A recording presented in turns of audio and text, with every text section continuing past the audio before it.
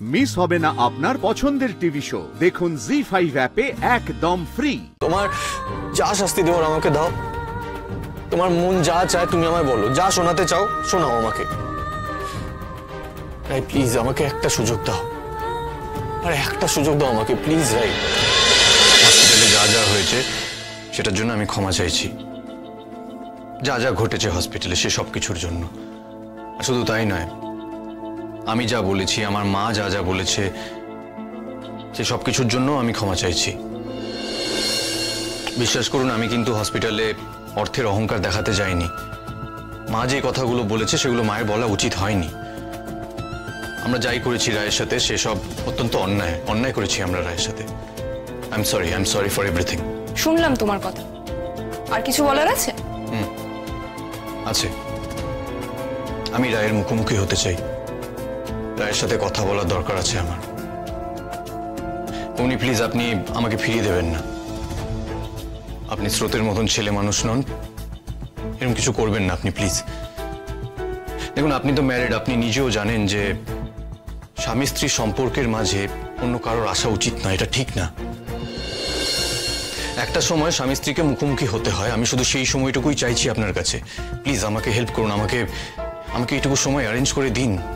রায়ের সাথে কথা বলাটা আমার দরকার, আর সেটা শুধু আমার নিজের জন্য নয়, রায়ের ভালোর জন্যও দরকার।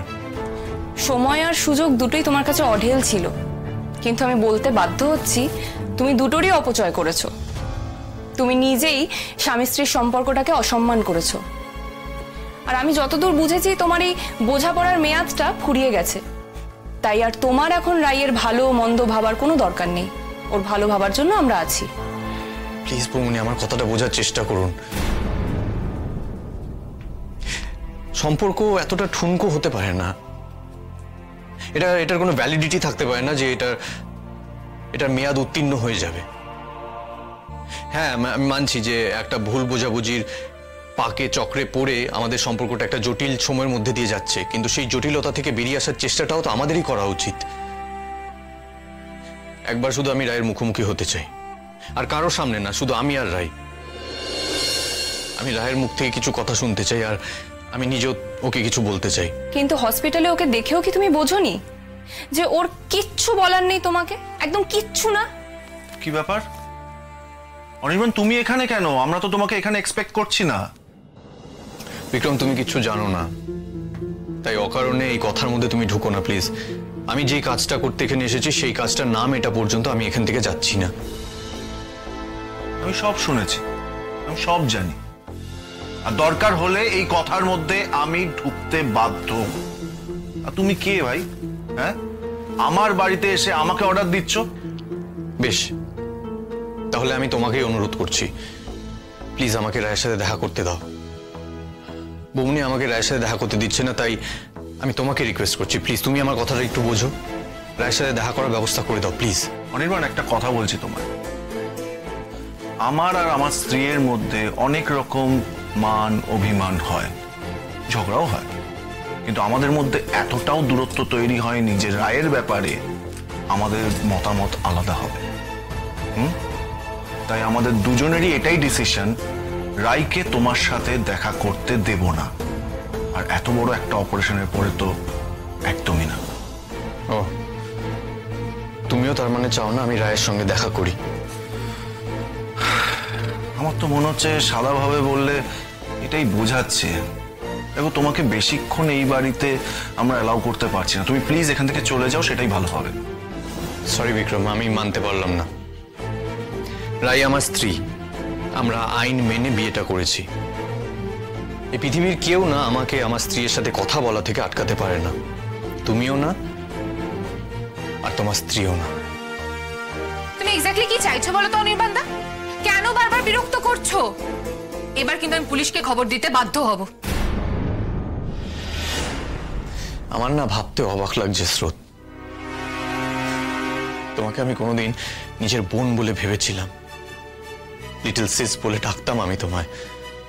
তুমি পুলিশ ডাকবে আমার জন্য, মানে আমাকে পুলিশের হাতে ধরিয়ে দেবে? কি বলবে পুলিশকে তুমি? এটাই বলবো এখানে আমরা 4 জন মহিলা বাস করি, তার মধ্যে একজন অসুস্থ, একজন বাচ্চা, একজন হুইল চেয়ারে বসা মানুষকে নিয়ে বাস করি। তাদের উপর তুমি উৎপাত করছো, আইনের দোহাই দেখিয়ে এই বাড়িতে ঢোকার চেষ্টা করছো। বেশ, তোমার মন যদি সেটাই চায় তাহলে করো, ডাকো পুলিশকে। কিন্তু একটা কথা মনে রেখো স্রোত, পুলিশও কিন্তু আমাকে আমার স্ত্রীর সাথে দেখা করা থেকে বা কথা বলা থেকে আটকাতে পারে না। বরং উল্টোটা হতে পারে যে আমি যদি পুলিশকে বলি যে তোমরা আমাকে রায়ের সাথে দেখা করতে দিচ্ছ না, বাধা দিচ্ছ, তাহলে কিন্তু তুমি আর তোমার পরিবার প্রবলেমে পড়তে পারে। কিসের স্ত্রী? হ্যাঁ, কে তোমার স্ত্রী? অনেকদিন আগেই তো তাকে ডিভোর্সের নোটিশ পাঠিয়ে দিয়েছো তুমি, আর দিদিভাই সেটা সইও করে দিয়েছে। আর কতবার মনে করাবো বলো তো তোমাকে? আমাকে আইন শেখাতে এসো না অনির্বাণদা। তোমাদের অর্থ আছে বলে সমাজের সব সিস্টেম তোমরা কিনে নেবে, এটা কিন্তু ভেবো না।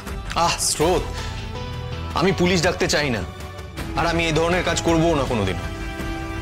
ডিভোর্স পেপারের ব্যাপারটা ওটা রাগের মাথায় হয়ে যাওয়া একটা ঘটনা, আর ওটার কোনো মূল্যও নেই। বোঝার চেষ্টা করো স্রোত। রাগের মাথায়?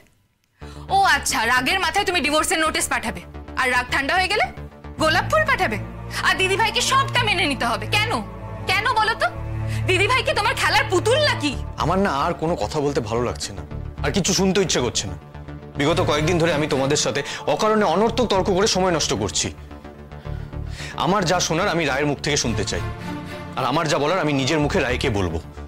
আমি ভেতরে যাচ্ছি, তোমরা যদি পারো আমাকে আটকাও।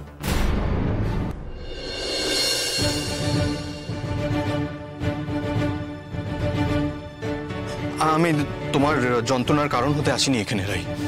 রাই, আমার কিছু কথা বলার আছে তোমাকে, যে কথাগুলো তোমার শোনাটা উচিত, আর আমার এই কথাগুলো বলা দরকার। রাই, অনির্বাণ দরজাটা খোলো। অনির্বাণ, অনির্বাণ দরজা খোলো, কি হচ্ছে নাকি? রাই, আমি জানি আমি খারাপ। রাই, আমি মানছি আমি খুব খারাপ। রাই, আমি তোমার ক্ষমা পাওয়ার যোগ্য নই, অযোগ্য আমি। কিন্তু তুমি তো ভালো। রাই, রাই তুমি আমাকে তোমার সঙ্গে থাকতে দাও। রাই, আমাকে তোমার জীবন থেকে এভাবে বাদ দিয়ে দিও না। রাই, ফর গডস সেক প্লিজ। রাই, রাই, এভাবে মুখ ঘুরিয়ে থেকে আমাকে এড়িয়ে যেও না প্লিজ। রাই, তাকাও না আমার দিকে একবার প্লিজ। এই তো আমি তোমার সামনে দাঁড়িয়ে আছি, তাকাও এদিকে একবার তাকাও না। রাই, তাই আমি সারেন্ডার করছি নিজেকে তোমার কাছে কমপ্লিটলি। তোমার যা শাস্তি দেওয়ার আমাকে দাও, তোমার মন যা চায় তুমি আমায় বলো, যা শোনাতে চাও শোনাও আমাকে। রাই প্লিজ, আমাকে একটা সুযোগ দাও, আর একটা সুযোগ দাও আমাকে প্লিজ। রাই, তুমি আমার সাথে থাকলে আমার মনের মধ্যে যে নোংরা ভাবনা চিন্তাগুলো আছে, আমার মধ্যে যে আজে বাজে সন্দেহগুলো আছে, মনের ভেতরে যে জটিলতাটা আছে, সেই সব কেটে যাবে। আমি ভালো হয়ে যাবো। রাই, বিশ্বাস করো আমি ভালো হয়ে যাবো প্লিজ। অনির্বাণ, অনির্বাণ, এবার কিন্তু লিমিট ক্রস হয়ে যাচ্ছে, বাড়াবাড়ি হচ্ছে। দরজাটা খোলো। কেউ চায় না রাই, দেখো কেউ চায়নি, তোমার বাড়িতে কেউ চায়নি আমি তোমার কাছে আসি। হ্যাঁ, আমি জোর করে তোমার ঘরে ঢুকে পড়েছি, দরজা বন্ধ করে দিচ্ছি, আমি বাধ্য হয়েছি। রাই, আমার কাছে আর কোনো রাস্তা ছিল না। হ্যাঁ মানছি, এটাও আমি ভুল করেছি, এটাও আমার ভুল হয়েছে, কিন্তু আমার কাছে তো আর কোনো উপায় ছিল না। রাই, জি5 ডাউনলোড করুন আর সব এপিসোড দেখুন একদম ফ্রি।